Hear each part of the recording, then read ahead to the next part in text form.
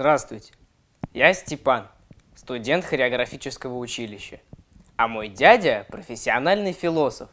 И я хотел бы узнать у него, что такое философия.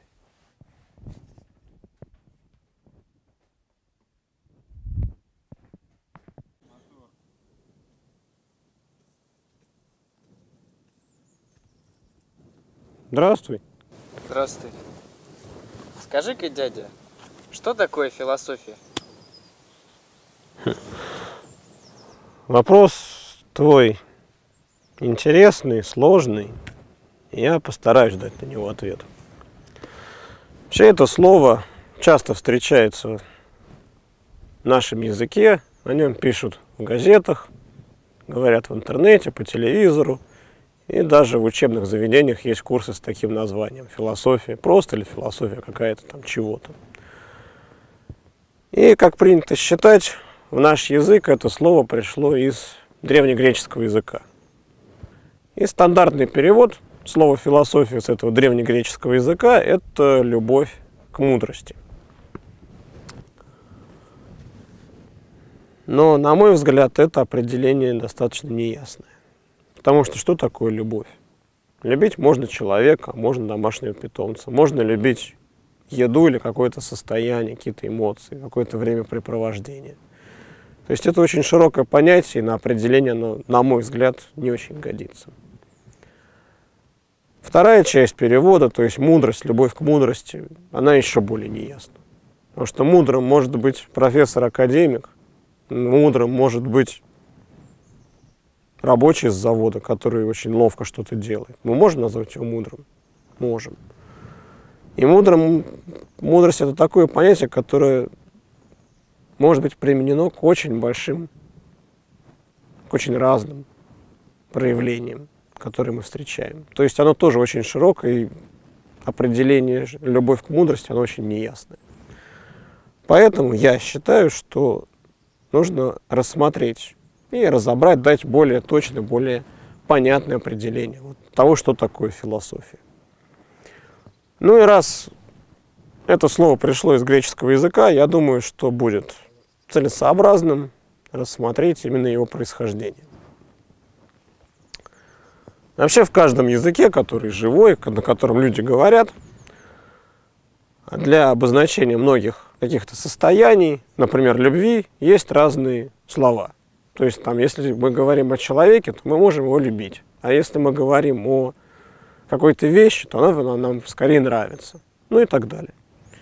И в греческом языке, естественно, когда на нем говорили люди, ситуация была такая же. Ну, это естественно для языка. То есть у того слова, которое перевели как «любовь», это корень «филия», в слове «философия» – «фил». Есть было множество разных значений. Не только любовь. Вообще изначально это слово «фил», «филия» использовалось в значении какого-то стремления. То есть стремление к чему-то, желание чего-то, предрасположенности, естественной к чему-то. Было такое значение. И я считаю, что это слово, то есть стремление, предрасположенность, оно более подходит, потому что более узкое, более понятно. Это стремление. Остался второй корень в слове «философия» – это «софия». Его переводят как «мудрость». Но опять же, изначально в греческом языке это слово использовалось для обозначения людей, которые ловко что-то делают, имеют какую-то сноровку, может быть, даже хитрые. Затем уже это слово стало обозначать не только сноровку, смекалку, хитрость, но и обладание какими-то техническими навыками.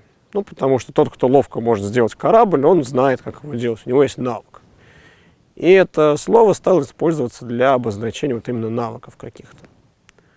И затем уже в так называемый классический греческий период оно стало обозначать такую систему стройного, четкого, наукообразного знания. И оно так у нас и сохранилось в таком значении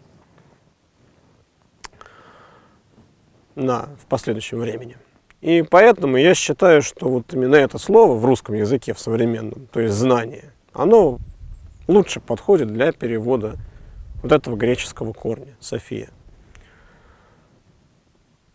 Потому что знание – это, конечно, очень емкое понятие, широкое, но все-таки его можно как-то описать, объяснить, в отличие от мудрости. Так вот, что такое знание? Я думаю, что можно выделить, скажем так, два разных типа знания. Вот ты можешь знать о чем-то, так? Вот сейчас светит солнце, ты это знаешь? Да. Да. Вчера какая погода была? Ясно. Ясно. Ты тоже это знаешь. Ну, а завтра, допустим, на основании прогнозов нашего метеобюро, ты знаешь, что оно предполагает, что погода будет какая-то еще. Также ты что-то читал в газете, что-то читал в книге, смотрел по телевизору. Это все знание того, что можно назвать какими-то фактами. То есть ты знаешь что-то. Вот. Но к этому знание вот не сводится. Вот, например, езда на велосипеде. Ты умеешь ездить, да? То есть ты знаешь, как ездить на велосипеде. Так можно сказать? Да. Можно. Но также можно написать инструкцию, как ездить на велосипеде. Крутите педали так, тело наклоните туда, потом сюда. И если ты вот не умеешь ездить на велосипеде, ты прочитаешь эту инструкцию, ты поедешь на нем? Нет. Нет. И также со многими другими вещами.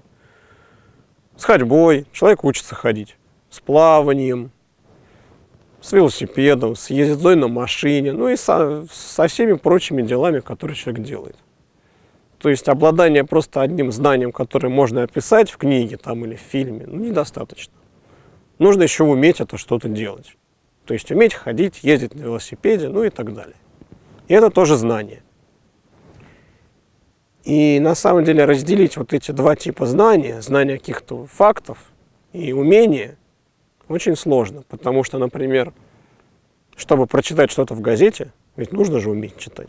Нужно. Чтобы что-то увидеть, нужно уметь смотреть. Ну, человек этому обучается естественно и после рождения, но все-таки это тоже умение. То есть знание, оно всегда и знание каких-то фактов, на самом деле, и обладание умениями. Скажем так, взаимодействие вообще с окружающим миром. Если чего-то из этого нет, то и знания по сути нет. И поэтому я вот думаю, что знание можно объяснить, описать как возможность что-то реально сделать. То есть, если у тебя есть возможность что-то реально сделать, у тебя есть знание про это. Если не можешь по каким-то причинам это сделать, например, нет информации, ну, ты, скажем, не знаешь, как строить двигатель. Ну, нет знания. Но, например, ты знаешь, как построить двигатель для машины. Но у тебя нет ни металла, ни токарного станка, ну, ничего нет. Ты сможешь его построить? Нет. Вот. И можно ли сказать, что ты точно знаешь, как это делать, если ты никогда до этого его не делал? Хотя даже если ты понимаешь инструкцию. Ну, вряд ли. Потому что ты начнешь делать, и что-то не получится. Там одна деталь не подойдет, там еще что-нибудь не будет работать. То есть для того, чтобы было знание, нужно, чтобы была реальная возможность это знание воплотить. Тогда это знание. Ну, я думаю, это более-менее ясно, да? Хорошо.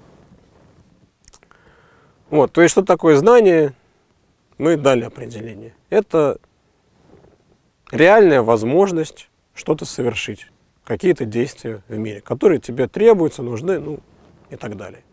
Так вот, я дал свое понимание значения тех слов, тех греческих корней, из которых состоит слово «философия». Филия, этот корень я определил как стремление, предрасположенность к чему-то. А София, этот корень я определил как знание. А знание, в свою очередь, это знание фактов и умение. Или же реальная возможность что-то совершить в мире. Так? Вот. То есть философия, если дать краткое определение, то это стремление к знанию. Можно сказать, что это такое состояние, в котором ты пребываешь, живешь, что-то делаешь, но в котором ты при этом стремишься к знанию. Как-то, по-разному это может проявляться. Это может быть и чтение газет, может быть чтение книг, но может быть и изучение каких-то умений, каких-то навыков. И не только их изучение, но и их реальное практическое применение. То есть я так определил философию. Это состояние, стремление к получению знания. Вот, насколько понятно то, что я рассказал? Ну, мне все понятно, но над этим мне еще нужно подумать. Хорошо, это правильно. Благодарю. Да.